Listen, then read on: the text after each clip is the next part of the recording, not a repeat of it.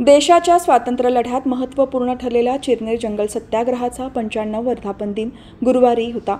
सविनय कायदेभंगाच्या चळवळीत अनेकांनी हौतात्म्य पत्कारले होते। या हुतात्म्यांची स्मृती जागवण्यासाठी चिरनेर कार्यक्रम आयोजित करण्यात आला होता।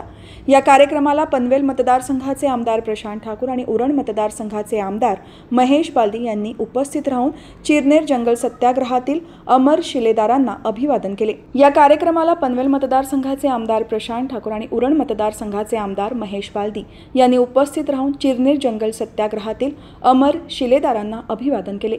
या कार्यक्रमाला भाजपचे उत्तर रायगड जिल्हाध्यक्ष अविनाश कोळी, राज्य परिषद सदस्य रवी भोईर, भाजपचे ग्रामीण मंडळ अध्यक्ष धनेश गावण, ज्येष्ठ नेते राजा खार पाटील, उरण ग्रामीण मंडळ सहखजिनदार सुशांत पाटील, पूर्व विभाग अध्यक्ष शशिकांत पाटील, समीर डुंगीकर, गाव अध्यक्ष जयेश खार पाटील, प्रतीक गोंधळी, रमेश फोफेकर, देवेंद्र पाटील, निलेश गावण, करण ठाकूर, मयूर म्हात्रे, सुशील पाटील, कुंदन परदेशी, मनोज खार पाटील उपस्थित होते।